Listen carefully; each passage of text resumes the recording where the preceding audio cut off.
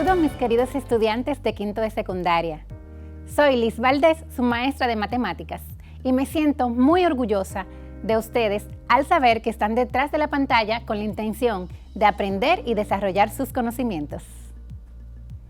Recuerda preparar tu área de trabajo desinfectando todo lo que vayas a utilizar y lavar muy bien tus manos con agua y jabón para así evitar los contagios del COVID-19. Te recomiendo que tengas a mano todos los materiales de trabajo que necesites para que puedas anotar todo lo que te genere interés y te despierte aprendizaje. Antes de continuar, presta completa atención a las asignaciones siguientes. Es importante higienizar tus manos con agua y jabón y prepara tus libros y herramientas de trabajo junto a la actitud correcta para aprender. Iniciemos este viaje especial directo al aprendizaje y el conocimiento. Si ya hiciste todo esto, entonces estamos listos. Prepárate, porque ya vamos a empezar. En esta ocasión, necesitarás tener a mano una regla, un lápiz de carbón, lápices de colores, tu cuaderno de trabajo y un transportador. Durante la clase pasada, trabajamos con el tema de la adición de los vectores mediante los métodos gráficos del polígono y del paralelogramo. En el día de hoy, vamos a analizar el concepto de dirección de un vector y cómo podemos determinarla, y a conocer y representar los vectores en el espacio o en el plano de 3 dimensiones. Acompáñame a conocer estos conceptos.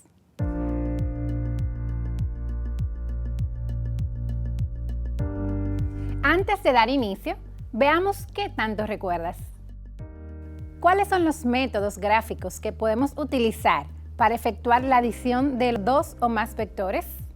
Los métodos gráficos que podemos utilizar para efectuar la suma de 2 o más vectores son el método del paralelogramo y el método del polígono. ¿En qué consiste el método del paralelogramo?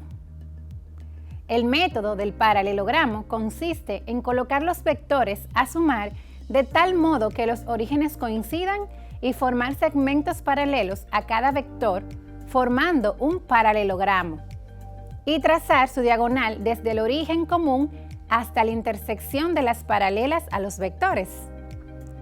El vector que sale en la dirección de la diagonal es el vector resultante de la suma de los vectores. Ahora, ¿en qué consiste el método del polígono?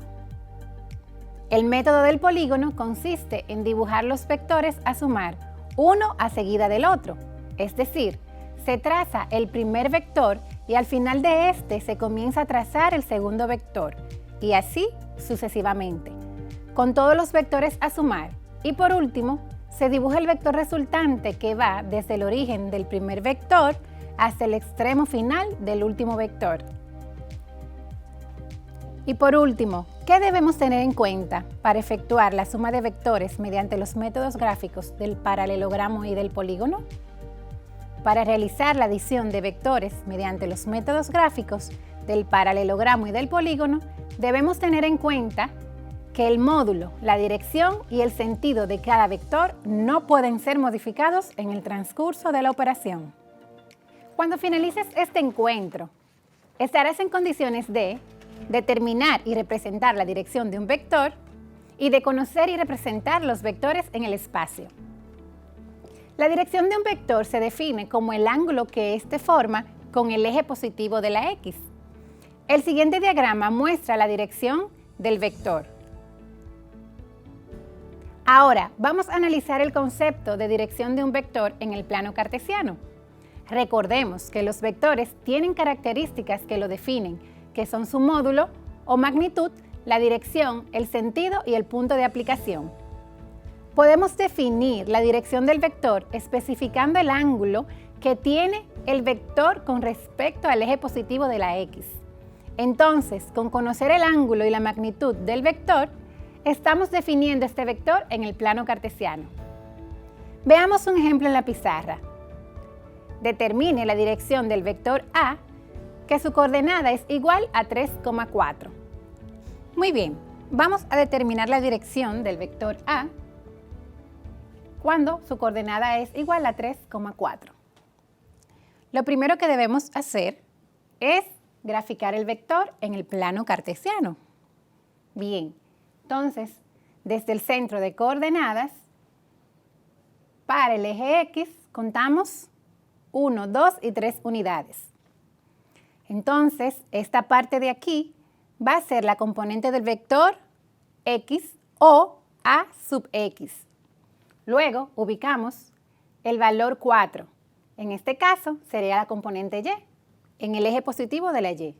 Decimos 1, 2, 3 y 4. Esta sería nuestra componente Y, desde aquí hasta este punto. Y esta componente podemos llamarle A sub Y. Luego, donde se unen esos puntos, vamos a trazar nuestro vector desde el centro de coordenadas hasta donde se unen las componentes. De esta forma, tenemos el vector graficado y nos damos cuenta que con la componente X y la componente Y forma un triángulo rectángulo.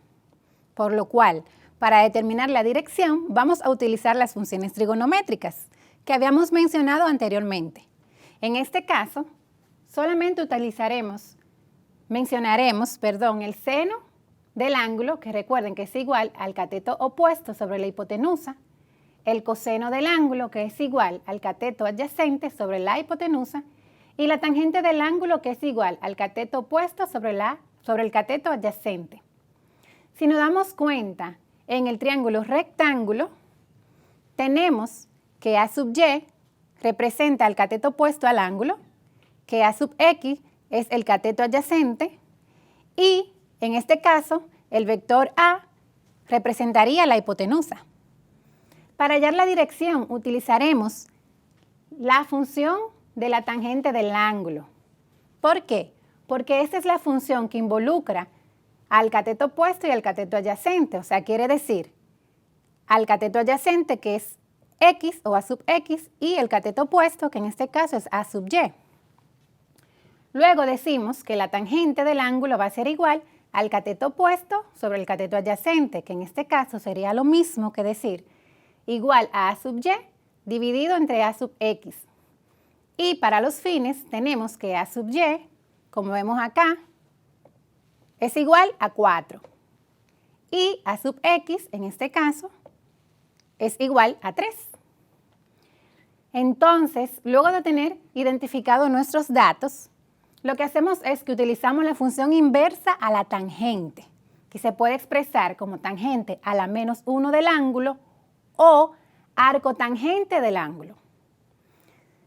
De ambas formas es correcto decirlo y va a depender también cómo aparezca en tu calculadora. En algunas calculadoras aparece la función inversa de la tangente de esta forma, tangente a la menos 1, y en otras aparece como arcotangente del ángulo. Muy bien, entonces tenemos que la tangente a la menos 1 o arcotangente del ángulo, en este caso 4 sobre 3, va a ser igual a 53.13 grados aproximadamente. Lo puedes confirmar con tu calculadora, ingresándolo de esta misma forma, dándole la segunda función y diciendo tangente a la menos 1 de 4 dividido entre 3 es igual a 53.13 grados aproximadamente.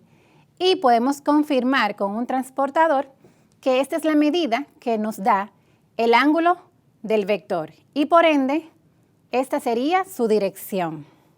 Algo muy importante es que hasta aquí podemos dejar este ejercicio y este nos da el valor real del ángulo porque está ubicado en el primer cuadrante, pero cuando está ubicado en el segundo y tercer cuadrante, al resultado del ángulo debemos restarle el valor de 180 grados.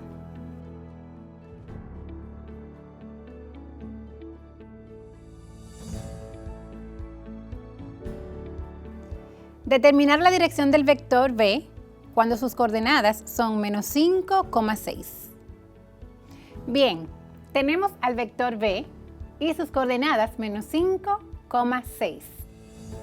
Recordemos que para hallar la dirección del vector utilizaremos la función de la tangente del ángulo, que es igual al cateto opuesto sobre el cateto adyacente. Procedemos a realizar la gráfica en el plano cartesiano, recordando que el menos 5 representa el eje negativo de la X. En este caso, contamos desde el centro de coordenadas hacia la izquierda, menos 1, menos 2, menos 3, menos 4 y menos 5. Este sería la componente b sub x del vector b. Luego ubicamos la componente y, que en este caso está en y positivo. Decimos desde el centro de coordenadas 1, 2, 3, 4, 5 y 6. Y de esta forma se representa la componente y del vector, o b sub y. Muy bien, y nuestro vector partirá desde el origen de coordenadas hasta donde se unen sus componentes. En este caso, tenemos la representación del vector b. Ahora, vamos a proceder a aplicar la fórmula. Recuerden que vamos a utilizar la función inversa de la tangente o arco tangente. En este caso decimos tangente del ángulo a la menos 1 va a ser igual al cateto opuesto, que en este caso